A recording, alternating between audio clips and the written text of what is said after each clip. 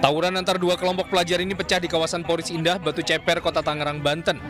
Sambil berlarian, dua kelompok pelajar saling menyerang satu sama lain menggunakan senjata tajam. Akibatnya, 3 orang alami luka bacok dan harus menjalani perawatan intensif. Aksi tawuran kelompok pelajar ini berhasil dibubarkan polisi yang dibantu warga sekitar. 6 orang pelaku diamankan yang semuanya masih di bawah umur. Tawuran dipicu saling ejek dan undangan di media sosial yang berujung bentrokan fisik. Terjadi awal dari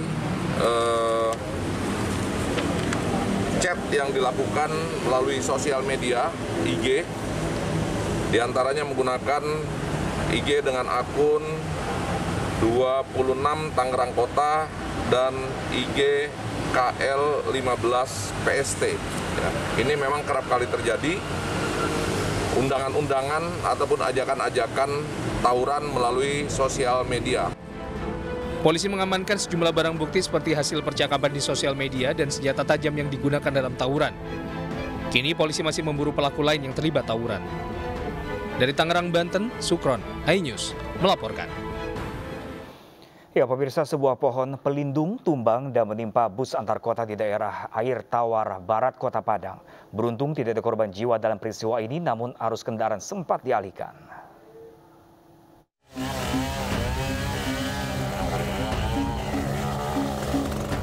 Angin kencang disertai badai yang melanda Kota Padang sejak petang hingga Minggu malam mengakibatkan pohon tumbang di sejumlah kawasan. Salah satunya di daerah Air Tawar Barat, Kecamatan Padang Utara, yang mengakibatkan satu unit bus antar kota tertimpa pohon pelindung jenis lansanu berdiameter 80 cm. Beruntung seluruh penumpang dan sopir tidak berada di dalam mobil saat peristiwa terjadi. Sejumlah petugas dari TNI dan BPBD Kota Padang bergegas melakukan evakuasi dengan cara memotong pohon dengan gergaji mesin. Proses evakuasi berlangsung selama 1 jam di bawah guyuran hujan. Kenala lalin aja, jadi alhamdulillah kita dibantu oleh pihak lantas ya dan pihak batalion. Ini mobil ada apa? Ya, mobil minibus, mobil ya, bus ya. Alhamdulillah korban tidak ada, jadi mobilnya aja yang kena timpa. Ya pun. Akibat peristiwa ini, arus kendaraan dari arah Tabing menuju Ulak Karang, Padang terpaksa dialihkan untuk sementara. Dari Padang, Sumatera Barat, Budi Sunandar, iNews melaporkan. Sementara itu, pemirsa, seorang anak SD di Bangkalan, Jawa Timur tewas tenggelam saat bermain di sungai bersama teman-temannya. Diduga korban tidak bisa berenang saat bermain di area sungai yang dalam.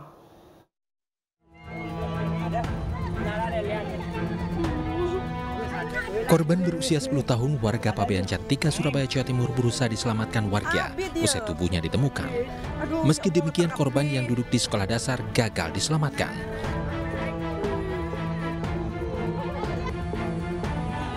Peristiwa terjadi saat korban bersama 4 temannya bermain ke sungai Tonjung Burneh, Bangkalan untuk mandi bersama. Saat bermain bersama, tiba-tiba teman korban meminta tolong karena korban tenggelam. Evakuasi korban dibantu masyarakat, kami hubungi Puskesmas karena hari Minggu ambulan belum siap. Akhirnya demi kecepatan kita menggunakan mobil Big Bone patroli Polsek Burneh untuk mengevakuasi ke rumah sakit Bangkalan. Jenazah korban dievakuasi ke rumah sakit Bangkalan menggunakan mobil patroli polisi. Dari Bangkalan, Jawa Timur, Taufik Syahrawi, iNews melaporkan. Puluhan murid SD di Lumajang harus digendong orang tuanya menyeberangi aliran lahar dingin Semeru hanya untuk bersekolah. Hal ini disebabkan rusaknya jembatan yang menjadi akses satu-satunya bagi warga untuk melintas.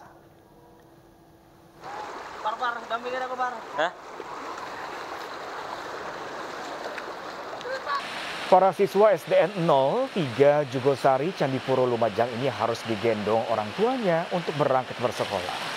Hal ini dilakukan karena para siswa harus melintasi sungai aliran lahar dingin Semeru yang tentunya berbahaya bagi anak-anak. Selepas menyeberangi sungai, barulah mereka bisa berjalan ke sekolah di desa seberang.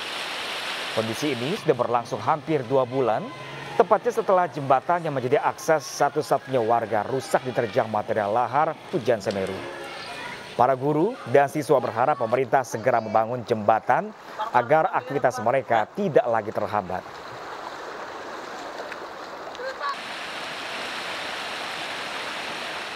mengantar ke sekolah, diseberangkan setiap pagi. Terus pulangnya kalau pulang sekolah, orang tuanya menanti di seberang sungai.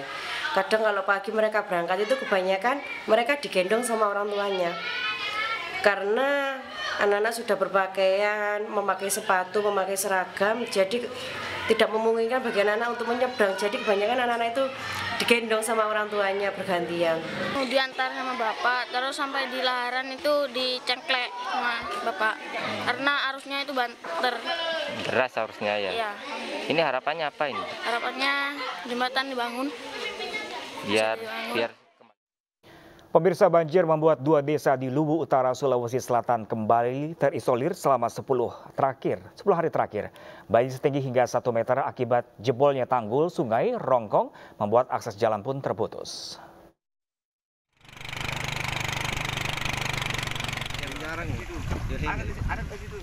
Ratusan warga di Desa Limbong Wara dan Desa Pombaka, Kecamatan Malengke Barat, Kabupaten Luwu Utara, terisolir sejak 2 pekan lalu akibat banjir luapan sungai Rongkong. Ketinggian air banjir bervariasi antara 70 cm hingga 1 meter. Akibatnya, seluruh aktivitas warga terganggu. Untuk masuk dan keluar desa, warganya bisa mengandalkan perahu kayu. Selain permukiman dan fasilitas umum, banjir luapan sungai Rongkong juga merendam ribuan hektar tambak dan perkebunan milik warga. Untuk mengatasi banjir berkepanjangan di daerah ini, pemerintah Luwu Utara berencana membangun bendungan. Ya, tahun ini kita ketahui bersama, sejak tahun lalu tepatnya, itu kan sudah dimulai untuk rencana pembangunan bendungan dan bendung untuk Sungai Rongkong. Nah, ini untuk bendungan kita harapkan akan mampu mereduksi banjir yang terjadi bertahun-tahun, sudah bertahun-tahun, bahkan sebelum Kabupaten Luwu Utara terbentuk kan sudah sering sekali kita dengar bahwa daerah itu sering menjadi langganan banjir. Sungai Rongkong dan Masamba diketahui telah mengalami pendangkalan akibat material pasir yang terbawa banjir bandang pada Juli 2020 lalu. Dari Luwu Utara, Sulawesi Selatan, Nasruddin, iNews melaporkan. Sementara pemirsa, cuaca ekstrim yang memicu hujan dengan intensitas tinggi mengakibatkan 4 kecamatan di Sukabumi, Jawa Barat dilanda bencana tanah bergerak. Fenomena tanah bergerak ini menyebabkan 139 rumah rusak. Sebanyak 139 rumah yang berada di 5 desa dari 4 kecamatan di Kabupaten Sukabumi, Jawa Barat terdampak bencana tanah bergerak. Dari jumlah itu, sebanyak 57 rumah rusak berat dan 44 rumah rusak sedang. Sementara 38 rumah lainnya mengalami rusak ringan. Wilayah terparah yang terdampak bencana ini adalah Desa Pasir Suren, di mana di lokasi ini sebanyak 32 rumah rusak berat, 19 rumah lainnya rusak sedang. Sementara pemirsa, 38 rumah mengalami rusak ringan. Rata-rata kerusakan akibat tanah bergerak ini meliputi retak pada lantai, dinding, serta atap.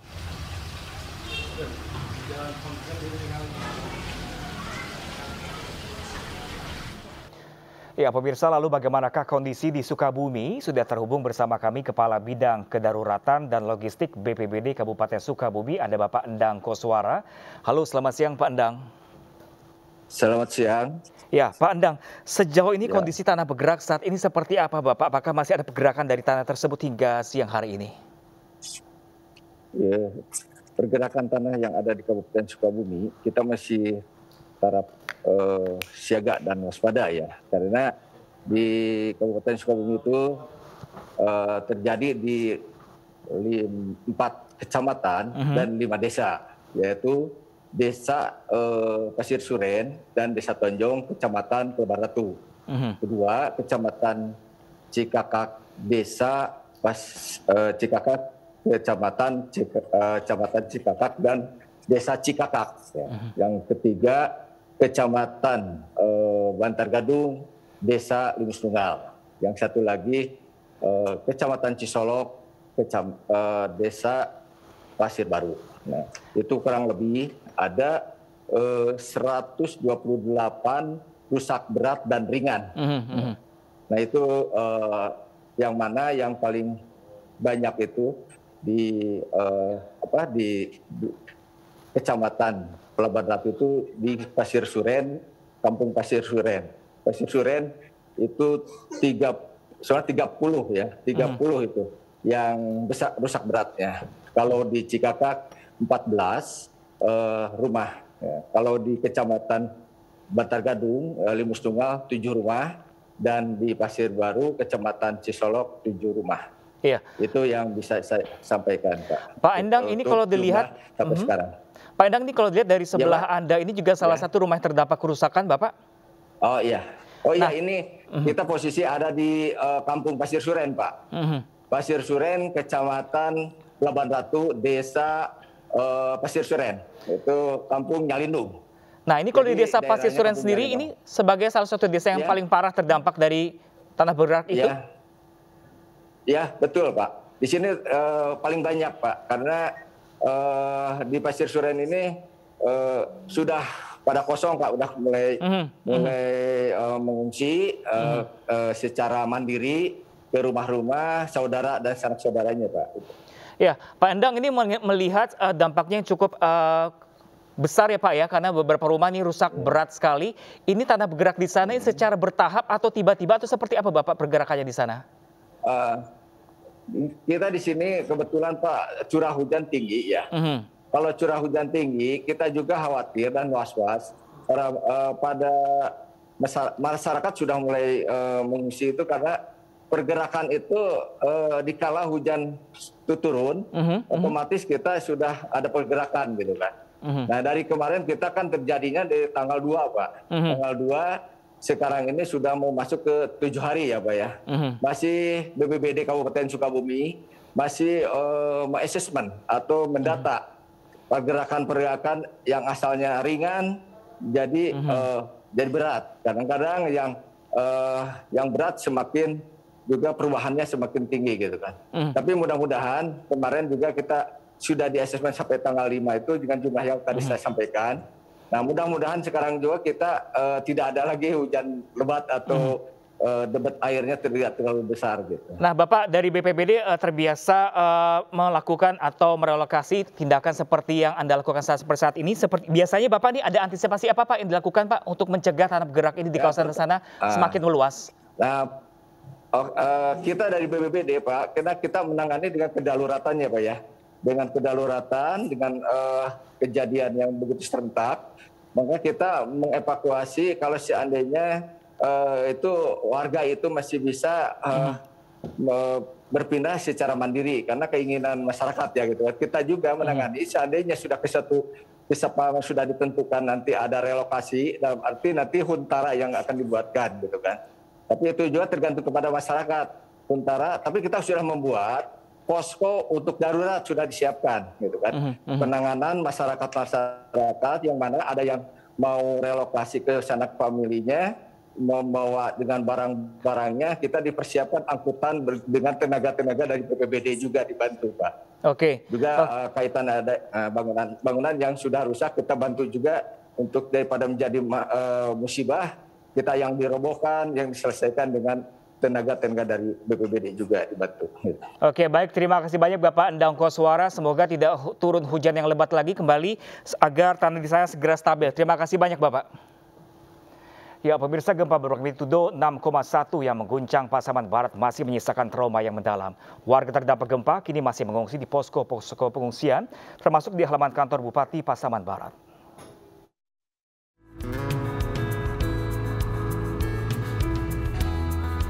Halaman kantor Bupati Pasaman Barat menjadi salah satu posko pengungsian bagi warga yang terdampak gempa bermagnitudo 6,1 yang terjadi beberapa waktu lalu.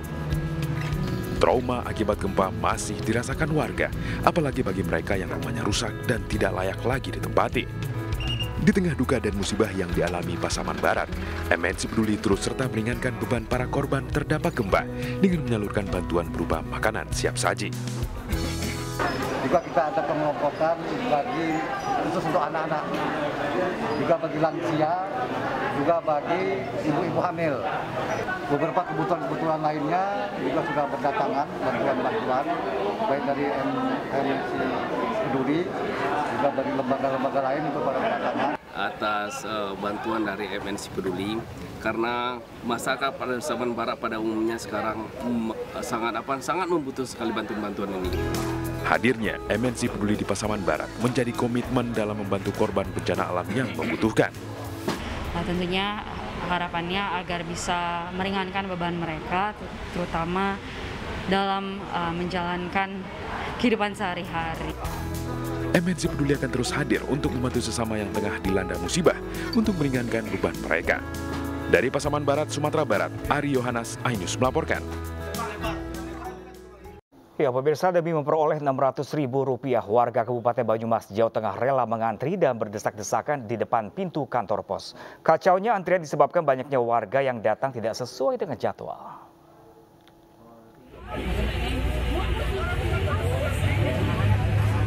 Warga antri berdesakan untuk mendapatkan bantuan sosial yang dibagi pemerintah sebesar Rp600.000 di depan pintu masuk kantor pos Jatilawang, Kabupaten Banyumas.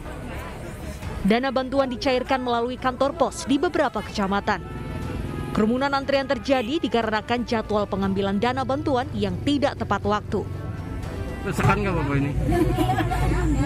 Udah waktunya Desa Bantar, tapi ini bukan Desa Bantar. Oh, desa lain. Harusnya jatahnya? Desa Bantar, kan ada jam-jamnya, Abisara sampai jam 7:30 sampai jam 9. Kalau Bantar jam 9 sampai jam 10. Ternyata ini berebut. Iya, ini bukan orang Bantar, 11 desa. Meski warga senang bisa menerima bantuan, namun mereka kecewa karena tidak ada petugas yang mengatur alur penerimaan bansos. Warga berharap penyaluran ke depannya lebih memperhatikan kenyamanan dan protokol kesehatan. Dari Banyumas, Jawa Tengah, Saladin Ayubi, iNews melaporkan. Warga kesal dan mengamuk karena tak kebagian minyak goreng meski sudah mengantri lama. Selengkapnya sesaat lagi, pemirsa, tetaplah bersama kami di iNews.